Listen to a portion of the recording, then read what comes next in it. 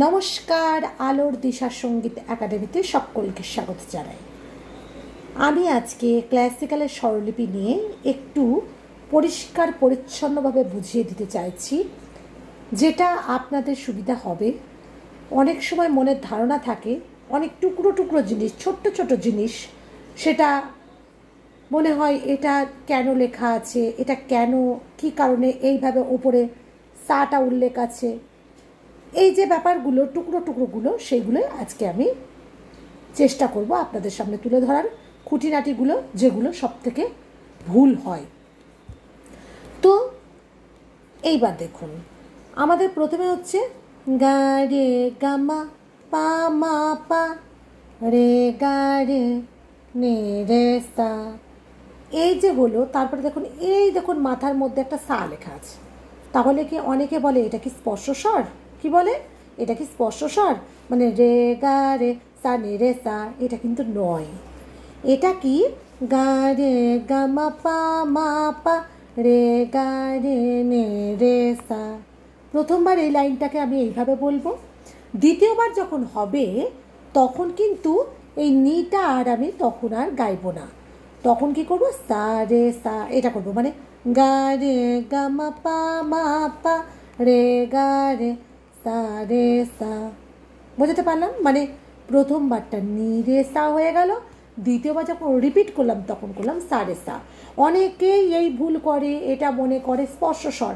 স্পর্শ স্বর কখনো এইভাবে হয় না। স্পর্শ স্বর কীভাবে থাকবে? একটা ছোট্ট করে সাটা সাইডে থাকবে, তাই তো? মানে নিয়ে আছে তার বাঁ দিকে ছোট্ট করে সাটা থাকবে, কারণ সাধারণত যেভাবে গানের স্বরলিপিতে স্পর্শ স্বর থাকে সেইভাবেই থাকাটা উচিত, তাই নয় কি? এবার আসবো তাল নিয়ে। দেখুন লেখায় আছে যে তাল এক তাল, কিন্তু মধ্যালয়ে, মানে ত্রিমাত্রিক একতাল। কিন্তু ত্রিমাত্রিক একতালের মজাটা কি, যে ধিন ধিন ধা ধা তু না কাত্তা থাকে তেটে ধিন তেটে। এইবার যেহেতু এই খেয়ালের শুরুতেই সোম, মানে অর্থাৎ গাব, মানে গাতে মানে শুরুতেই সোম আছে, আর একমাত্রা এখান থেকে তার জন্য শুরু হয়ে যাচ্ছে 1 2 3 4 5 6 7 8 9 10 11 12। শুধু এই ক্ষেত্রে নয়, যখন ত্রিতালও দেখব, ত্রিতালের মধ্যে সাধারণত ক্লাসিক্যালগুলো বেশি হয় খেয়ালগুলো, তো তখনও কিন্তু লক্ষ্য করব যে আমাদের এই যে দ্বিতীয় তালিটা কোথায় পড়ছে, তৃতীয় তালিটা কোথায় পড়ছে, খালি কোথায় পড়ছে। মানে দেখুন এই যে ঢেড়া, মানে 1 2 3, হ্যাঁ, 4 মাত্রাতে দ্বিতীয় তালি পড়ছে, 4 5 6 7 মাত্রাতে খালি পড়ছে, 7 মাত্রাতে কি পড়ছে? খালি। 7 8 9 10 মাত্রাতে তৃতীয় তালি পড়ছে, তার জন্য 3 লেখা আছে। 10 11 12, তবেই কিন্তু আমাদের কাউন্টিংটা ঠিকঠাক হবে। আমরা তা না করে প্রথমে একতালের বোলটা লিখে নিলাম, একতালের বোলটার তবলা প্লেয়ার বাজাচ্ছেন এবং আমরা সেটাই করে যাচ্ছি। সেটা করলে হবে না। আপনাকে বুঝতে হবে দ্বিতীয় তালিতে কত মাত্রায় দ্বিতীয় তালিটা পড়ছে, তৃতীয় তালি কত মাত্রায় পড়ছে, খালি কত মাত্রায় পড়ছে। চলে গেলাম তাল সম্পর্কিত, মানে আলোচনা তো করলাম, পরের দিন আরও বোঝাবো। আবার চলে যাই স্বরলিপি সংক্রান্ত বোঝাতে। অনেক ক্ষেত্রে দেখা যায়, এই দেখুন আগে তো মা গা, এই যে ওপরের মা নিয়ে তো শুরুতেই আলোচনা করে দিয়েছি, তাই আর বলবো না।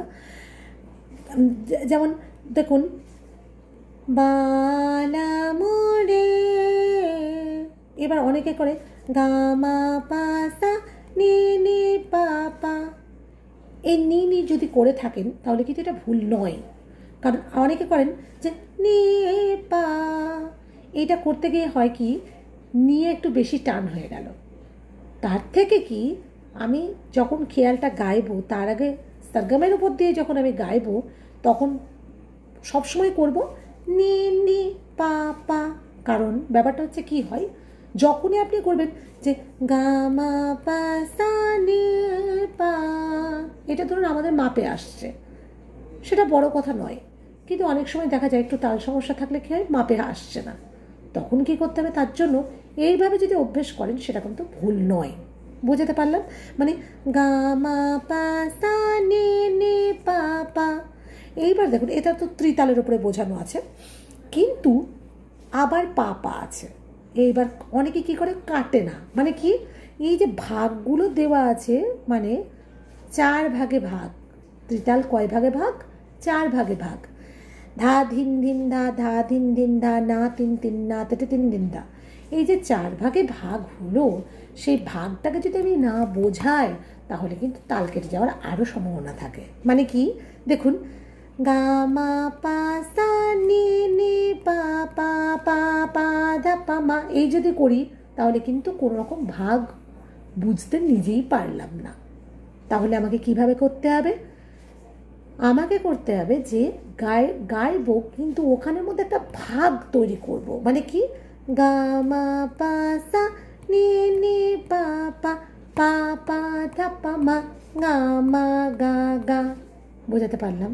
আবারও শুনুন, গা মা পা সা নি নি পা পা পা পা ধা পা মা। এই যে বললাম নি নি পা পা পা পা ধা পা মা, দেখুন, নি নি পা পা পা পা ধা পা মা। এইভাবে পরপর বলছি না, কিভাবে গাইছি, নি নি পা পা পা পা ধা পা মা, গা মা গা গা। এইটা বললে কি হবে, নি নি পা পা পা পা ধা পা মা, গা মা। তাহলে কি একটা বিটটা ভেতরে আপনার ফিল হবে। বোঝাতে পারলাম? এটা গেল সব থেকে বড় কারণ। যখন আমরা পা পা পা পা 4টে টানবো, এক টানা করতে যাব, তারপরে যখন করবো গা মা পা সা নি নি পা পা, এবার বলবেন দিদি এটা তো এখানে না আছে যে রে বলে টেনে আমি মোটা ওয়ার্ডটা পাচ্ছি, অনেক জায়গায় তা থাকে না।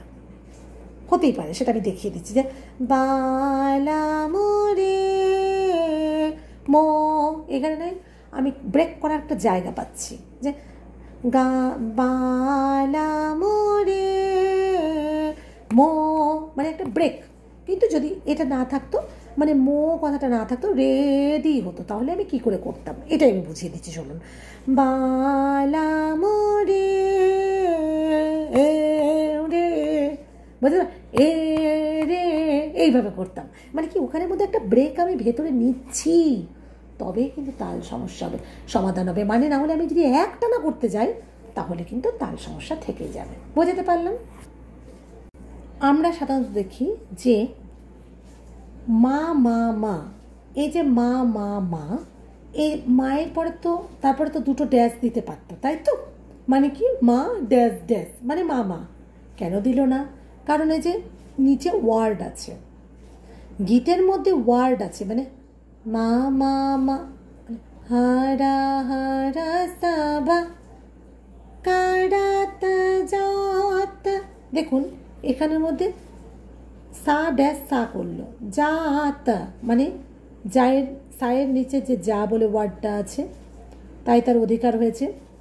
আচ্ছা, এই দেখুন তায়ের ত ওয়ার্ড আছে, গীতের মধ্যে কথাটা ওয়ার্ড আছে সা, কিন্তু এর যেহেতু জাত টানছে, সেই টানার জন্য ওপরেও কিন্তু সাটা লেখা হয়নি, মানে ওটা সাই কিন্তু লেখা হয়নি। কিন্তু আবার অনেক ক্ষেত্রে দেখা যায় যে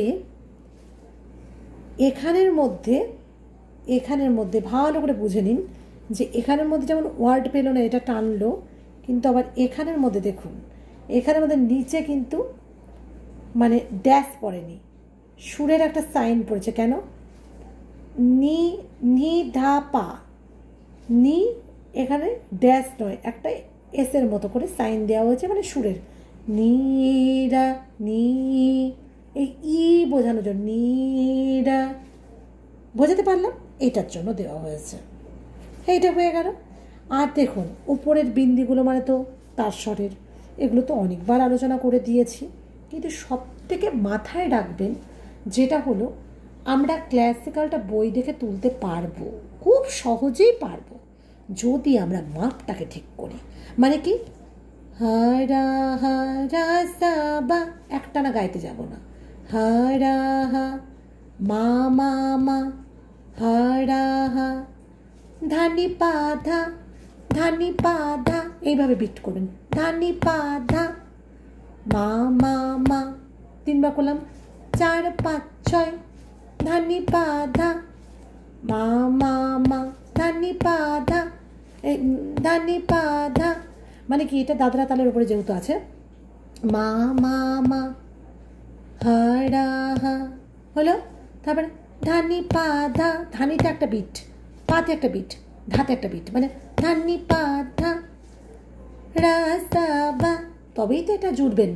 হা রা সা বা, একটু লয় চেঞ্জ করুন, হা রা সা বা, সেই সেম আসছে। আমি যে লয়ে করব।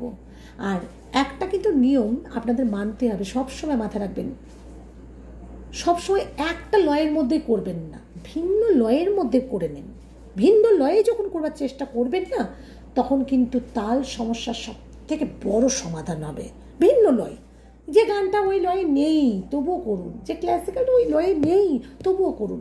একবার ধীর লয়ে করুন, একবার মধ্য লয়ে করুন, একবার দ্রুত লয়ে করুন, তাহলে দেখবেন কী হবে জানেন তো, আপনাদের তালটা খুব ব্যালেন্স আসবে।